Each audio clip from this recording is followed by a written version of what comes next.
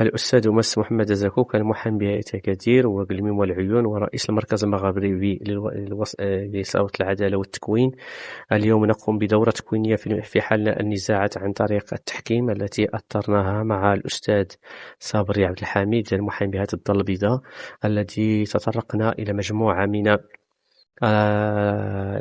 الشكليات والإجراءات التحكيم، وكذلك ما يجب أن تتوفر في المحكمين وأطراف النزاع، وكيف يتم تكوين هيئة التحكيم وجلسات التحكيم واستدعاء الأطراف، وكذلك صدور الحكم التحكيم وإيداعه بالمحكمة وتنفيذه والمنازعة في حكم التحكيم أمام محكمة الاستئناف والطعون والإجراء إلى غير ذلك من الأمور المتعلقة بالتحكيم. وتأتي هذه الدورة من أجل التوعية ونشر ثقافة ووعي مسطرة التحكيم الذي جاء بها قانون التحكيم الوسط الاتفاقية الصادر ماي 2022.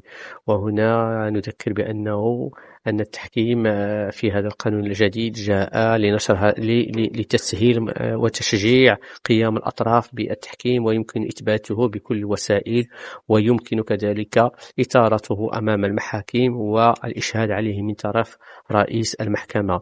لذلك كل شخص من حقه أن يطالب بتحكيم الطرف الآخر، وبمجرد موافقته بجميع الطرق عن طريق المراسلات أو الموافقة المحكمة. لذلك شرط التحكيم أو الموافقة على التحكيم هو وسيلة بديلة لحل النزاعات ونشر وإنهاء النزاع بشكل سريع، لأنه هيئة التحكيم يجب أن تبت في النزاع داخل أجل 6 أشهر، وبعيدا عن ردهات المحاكم إلى غير ذلك.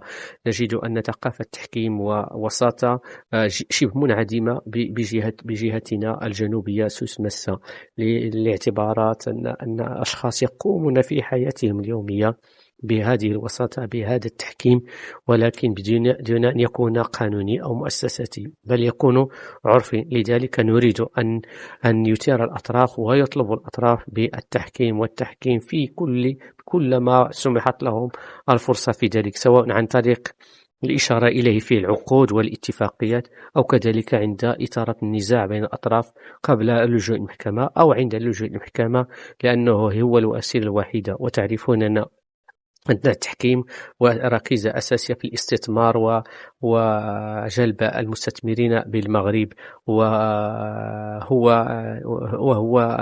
العنصر الأساسي لحل النزاعات التي تنشأ فيما بين الأطراف. وحتى الدولة والبلديات والجماعات والجهة والمؤسسات العمومية نجدها حاليا يشيرون في الصفقات العمومية وغيرها إلى شرط التحكيم. لذلك نتمنى أن تنتشر هذه ثقافة التحكيم، لأنه عند اطلاع على الملفات التي تصدر فيها الأحكام التحكيم جد ضئيلة، إن لم نقل على مستوى محكمة التجاري بأكادير التي مساحتها الجغرافية تمتد إلى جهة العيون الداخلة والسمارة.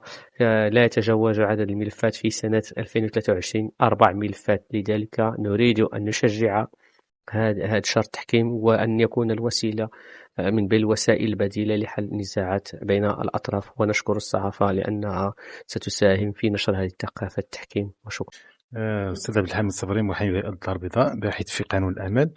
اليوم موضوع الدورة التكوينية كان متعلق بالتحكيم كوسيلة لفض المنازعات ضمن المشرع في إطار القانون 95/17 كوسيلة موازية لحل المنازعات، تمتاز مجموعة من الخصائص كالسرعة، كاتفاق الأطراف على اختيار الإجراءات المسطرية الواجب إعمالها، تبتدئ بتشكيل هيئة تحكيمية للفض في النزاع باتفاق الأطراف، مرورا بمجموعة من الإصدارات المسطرية، انتهاء بصدور حكم تحكيمي فاصل في الموضوع.